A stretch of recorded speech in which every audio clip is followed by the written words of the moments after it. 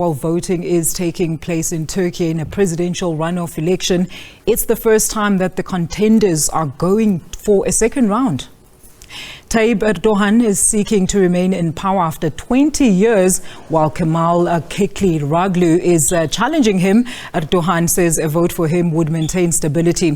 His rival Kilicdaroglu is promising to bring change and to send all refugees home, and that includes more than 3 million Syrians. His newly hardened stance is aimed at wooing nationalist voters. While voting is currently taking place in Turkey in a presidential runoff there. And of course, speaking to us on that is our reporter in Turkey, that is Trent Murray. Trent, thank you so much for joining us. Do give us the latest update. What is the current political climate as, of course, the presidential election, runoff election is taking place? Well, look, a lot riding on this vote. On one hand, it's one of continuity. Will President Erdogan get another term in office? 20 years he's been in power. Or will the country vote for change with Kemal Kilicdaroglu? Now, what I can tell you is that we've got about 25 minutes left of voting before ballots will officially be closed. And both camps are quite uneasy, it would appear, about a lower turnout rate than the first round. We have seen, for example, the opposition post a big message just now on social media, TikTok, Twitter, etc., calling on their supporters to go out and vote. And President Erdogan's party has just done a big SMS dump to its supporters across the country, again urging them to race down to their voting station to get their vote in before polls close. I think that shows that there is an element perhaps of both sides thinking that this is already a done deal somewhat and haven't turned out to vote. Last time it was almost 90% turnout rate. We may be a bit lower this time. That could give us a shock result. I'm not saying it will, but I think it shows that both camps are not feeling great about the lower turnout, it would appear. Trent, look, Erdogan has been widely criticized, of course, for his economic stance as well as slow response to the recent earthquake. Do you feel that this could be his undoing? Look, I think the economy situation certainly is difficult for him. I think he knows that. His campaign knows that. That's why they've made some big cash splashes this election, including a whopping 40% minimum wage hike for anybody working in the public sector. I think in terms of the earthquake zone, it gets a little bit more interesting because certainly the opposition was hoping to do a lot better in those regions than it did in the first round. It was hoping to capitalise on some of that discontent. But then actually what happened was a lot of folks actually still ended up voting for President Erdogan, and that may have to do with just the familiarity of it, knowing what they're going to get if he comes back into power. He, of course, promised to rebuild everyone's house within 1 year. It's a very tall order, but they clearly thought that he may be able to do it. Whether that plays out again tonight, we will have to see. Those earthquake regions really are very important swing constituencies in some cases, so we'll have to see how they vote tonight. But certainly last time it broke more for the Erdogan camp. And Trent, I mean, maybe tell us a little bit more about his contender there, Kemal. What can you tell us about his stance in terms of economics and also how the Turks are currently perceiving him as, of course, you guys are going to the polls? Well, look, I think in many ways he is a very known entity in this country. He has been a thorn in the side of Erdogan for years, trying to run against him, unsuccessfully, it should be said. I think the fact that he is well known is both a good thing and a bad thing, if that makes sense. I think in one way he's a candidate that voters perhaps feel comfortable voting for. They know what he's about.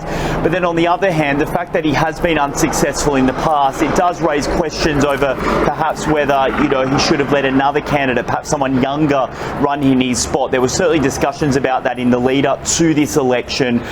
He leads a coalition of 6 different parties as well.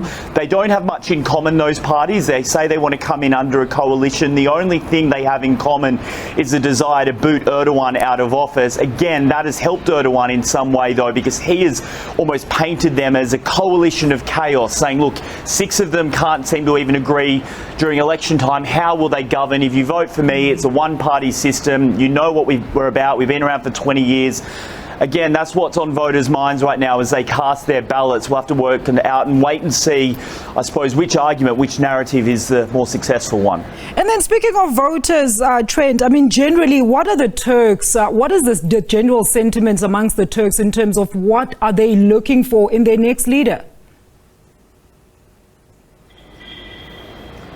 Look, I think, again, the economy always features heavily because inflation is through the roof. Trying to put food on the table is hard for a lot of families right now. The Turkish currency, the lira, has depreciated massively also. National security, though, is also a big issue here. And that's because if you sort of look at where Turkey sits in the world and its neighbourhood, it's kind of got Syria off to the east on one side, Iran in the northeast, and then it's got the war in Ukraine to its north on the Black Sea. So you do have these big discussions about national security in this country. Turkey is a NATO member, it is a US ally, but it also does still talk to Russia as a bit of a middleman. So those issues do feature quite heavily for people going into the ballot box. Again, the earthquake is also a big one, but those two big ones are always there. The final thing I should just say briefly, most elections in most countries are generally a left versus right. Not quite the same here.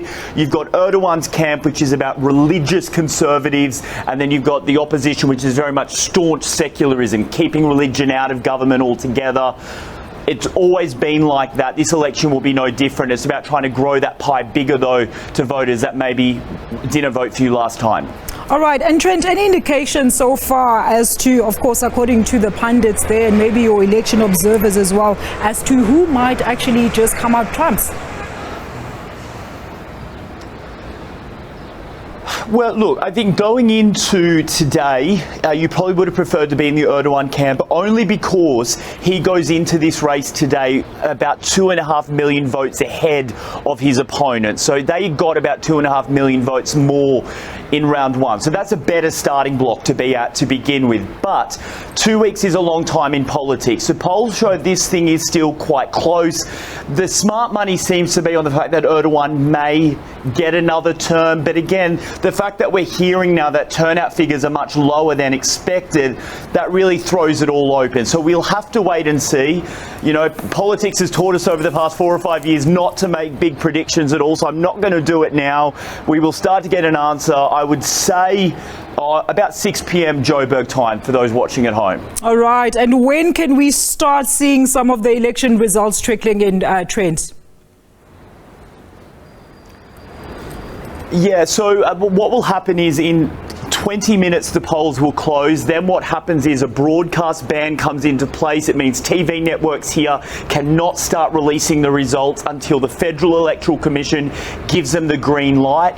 That normally happens about 90 minutes after polls close, and from there the results will start to come through. So I would say, again, by about 7 p.m. Johannesburg time, we will start to get some indications of which way this thing is going. If it is close, then we could have a long night ahead. If one party is out ahead, then, you know, we could all be home for dinner. We'll just have to wait and see, but not long now. We're getting closer. All right. Thank you so much, Trent. That is Trent Murray, our Turkish correspondent. Then, of course, is just giving us the rundown, as of course you do know that there's a runoff election that is currently taking place in Turkey.